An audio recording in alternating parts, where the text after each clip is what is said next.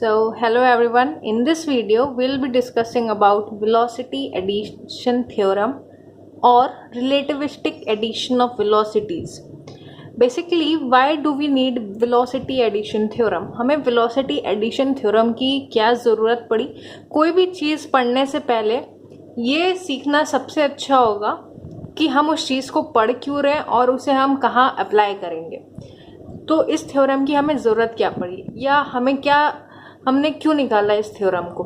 तो ऐसा हुआ जब फ्रेम भी चल रहा है और साथ में उस फ्रेम पे कोई ऑब्जेक्ट रखा है और वो भी चल रहा है.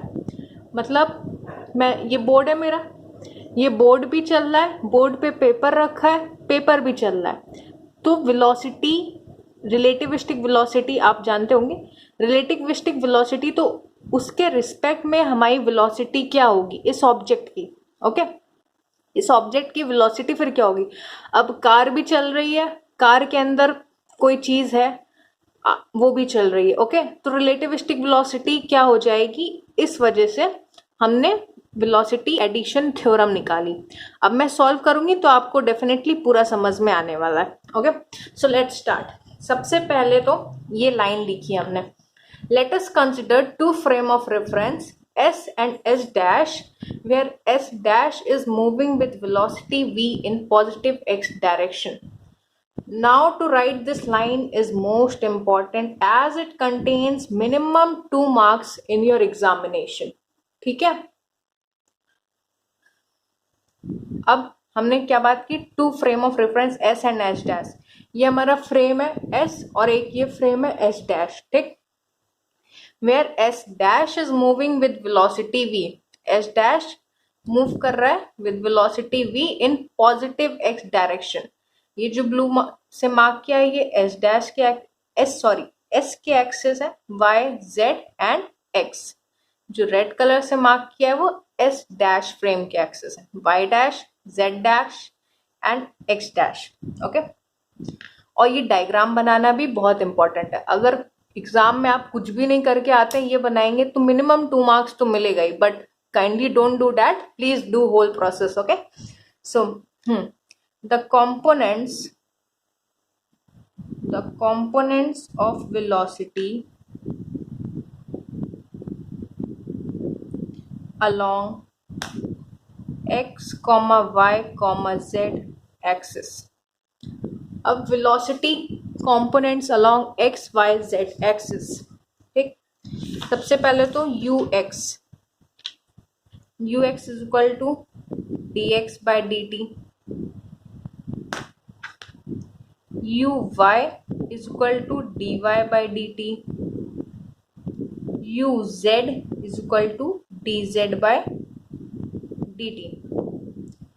उसी तरीके से रेफरेंस फ्रेम S डैश में ux dash is equal to dx dash upon dt dash.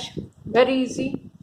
Now uy dash is equal to dy dash upon dt dash and uz dash is equal to dz dash upon dt dash.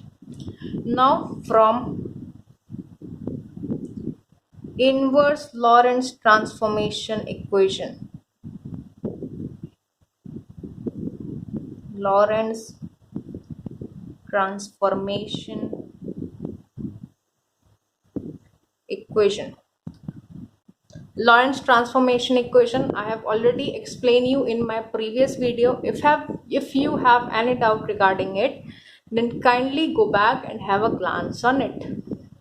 Now from Lorentz transformation equation हमने क्या पढ़ी थी.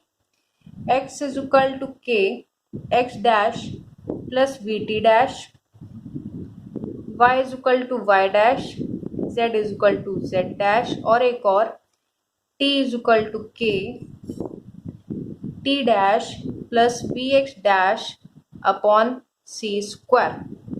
थोड़ा सा आपको याद दिला दूं, x is equal to k x dash plus vt dash, जहाँ पे k हमारा एनी कांस्टेंट अज्यूम कर लिया था और k की वैल्यू क्या थी, under root 1 minus V square by C square.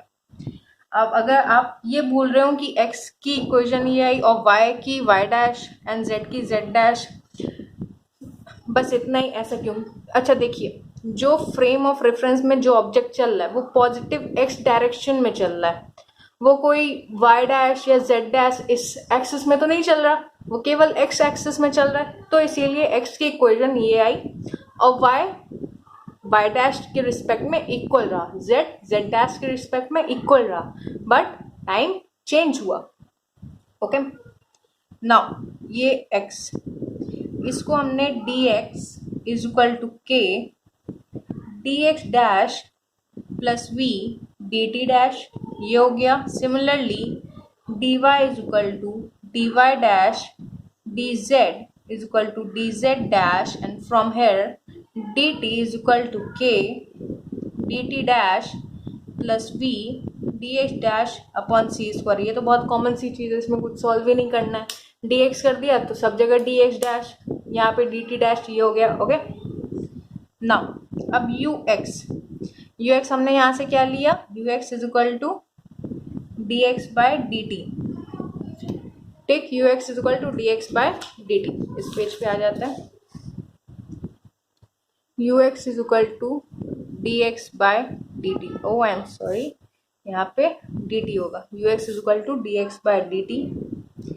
D X की इक्वेशन क्या थी, K D x dash plus we D T dash, लिख दिया K D x dash plus we D T dash upon D T. D T क्या आया, K D T dash plus we D x dash upon C square. D T क्या आया हमारा, K D T dash plus we D x dash upon C square. K से K cancel.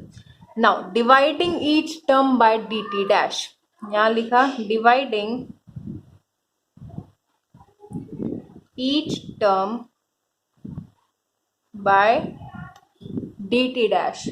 जब D T dash से divide करेंगे ऊपर नीचे, D x dash upon D T dash plus we D T dash by D T dash पहले ही से cancel हो गया, upon D T dash by D T dash 1 plus we upon C square और ये D x dash upon D T dash, ये whole bracket.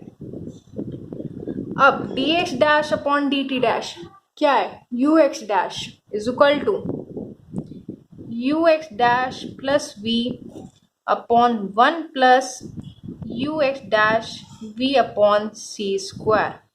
ये हम क्या सॉल्व कर रहे थे अभी तक, यू एक्स सॉल्व कर रहे थे, तो यू एक्स की इक्वेशन हमारी क्या आ गई, ये आ गई। सिमिलरली यू वाई निकालेंगे, यू वाई क्या है, D Y by D T. U Y is your D Y by D T. D Y की वैल्यू निकालें, डी वाई यहाँ पे क्या निकाला था हमने, D Y is equal to D Y dash D T क्या है, ये K D T dash plus we D x dash upon C square. Dividing each term by D T dash, dividing each term by D T dash क्या आएगा, d Y dash upon D T dash divided by k D T dash by D T dash 1 plus we D x dash upon D T dash upon C square. Now d y by dash by D T dash क्या था हमारा, u Y dash, मतलब u Y dash upon के 1 plus d x dash upon D T dash is your U x dash B upon C square. ये क्या निकाल लेते हैं हम, U Y. It means U Y की इक्वेशन हमारी क्या आई, ये आई। इसी तरीके से U Z is equal to D Z dash upon D T. अब डी जेड डैश हमारा क्या है, U Z is equal to D Z upon D T.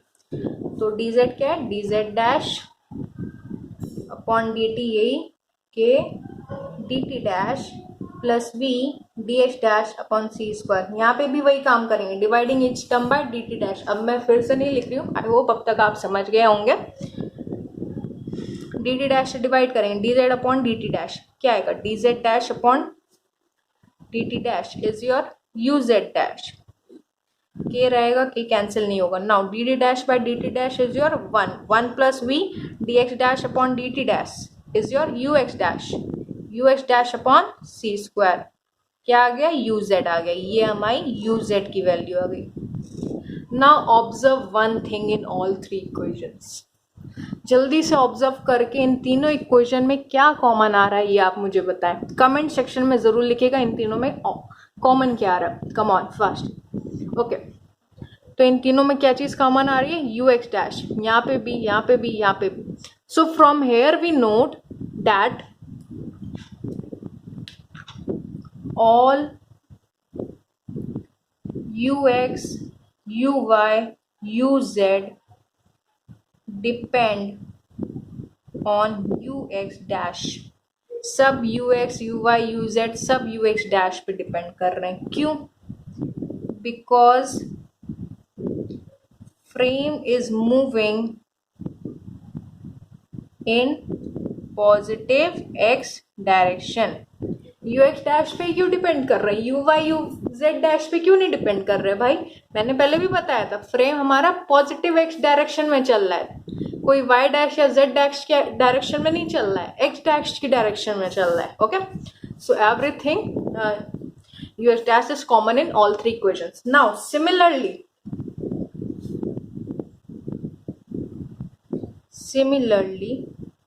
अब you x, u y, u z की इक्वेशन निकाल के बहुत आराम से यू एक्स डैश भी आप निकाल लेंगे. यू एक्स डैश की इक्वेशन क्या आएगी? मैं ऐसे ही लिख रही हूँ, ये आपको सॉल्व करना है घर पे. 1 minus U X V upon सी स्क्वायर. कैसे सॉल्व करेंगे? मैंने क्या किया? इनवर्स लॉरेंस ट्रांसफॉर्मेशन ली. इनको सॉल्व करने के लिए क्या किया था? एक्स वाई जेड ये इक्वेशन ने लिखी. अब यू एक्स डैश को निकालना है तो X dash, Y dash, Z dash की इक्वेशन लिखूंगी. You can go back in my Lorentz transformation video and take out the equations from there. Okay, तो हम सॉल्व करने पे क्या आएगा? ये आएगा. अब यहाँ पे एक बात और समझने वाली है. वेलोसिटी हमारी माइनस हो रही है. क्यों? यू एक्स माइनस वी आ रही है हमारी वेलोसिटी, यहाँ पे प्लस आ रही थी क्योंकि वहां हमने रेफरेंस फ्रेम एस में निकाला था. यहाँ हम रेफरेंस फ्रेम एस डैश में निकालेंगे. कोई भी ऑब्जेक्ट जब यहाँ पे चलेगा तो उसकी वेलोसिटी क्या आएगी? This total minus this velocity. इसीलिए यू एक्स माइनस वी आया. ओके, यू एक्स डैश ये आ जाएगा हमारा. उसी तरीके से U Y dash is your U Y upon के 1 minus U X V upon सी स्क्वायर. उसी तरीके से U Z dash is equal to U Z upon के 1 minus U X V upon सी स्क्वायर. Nothing different. एक को निकालना सीख जाइए, बाकी सब आराम से निकल जाएंगे. अब एक चीज और, एक छोटा सा डिस्कशन कर लेते हैं.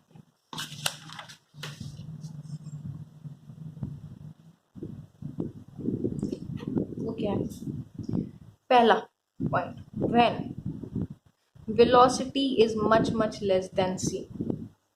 जब velocity much less than c होगी तो बताइए नीचे पार्ट की हमें जरूरत पड़ेगी? नीचे तो 1 आ जाएगा क्योंकि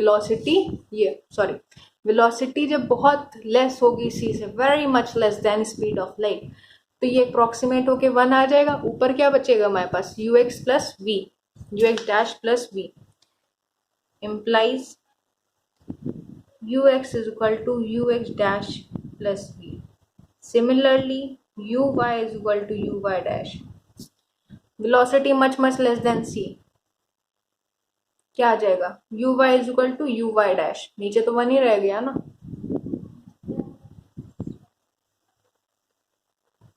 uz is equal to uz dash. उसी तरीके से दूसरा पॉइंट ये, when ux dash is equal to c, मतलब रेफरेंस फ्रेम एस डैश की velocity, reference frame S dash हमारा स्पीड ऑफ लाइट से चल रहा है, तब यू एक्स की वेलोसिटी क्या होगी? U x is equal to, यहाँ से U x dash plus we, you x dash plus we, you x dash क्या है? सी. लिख दो, C plus we upon 1 plus U x dash क्या है, सी वी अपॉन सी स्क्वायर, ये कटा, क्या आ जाएगा, सी प्लस वी अपॉन, यहाँ से ये c plus we upon c is equal to you x is equal to c आ जाएगा। It means reference frame S भी हमारा स्पीड ऑफ लाइट से चलेगा। यहीं से हमें ये बात पता चलती है that no reference frame can travel with higher speed than speed of light. कोई भी रेफरेंस फ्रेम की स्पीड ऑफ लाइट से हाई नहीं हो सकती, या तो स्पीड ऑफ लाइट के बराबर होगी या स्पीड ऑफ लाइट से कम होगी। And it will be a good chance for us, अगर हम फ्यूचर में ऐसी चीज़ें, ऐसी ट्रेनें देखें कि वो स्पीड ऑफ लाइट से चले, तो ये बहुत ही लकी चीज़ होगी हमारे लिए। बट टिल नाउ स्पीड हमेशा स्पीड ऑफ लाइट से कम होगी, या तो बराबर होगी, वेरी रेयर केस, और स्पीड ऑफ लाइट से कम होगी। Okay, so here we stop our discussion. Thank you and stay healthy, stay safe.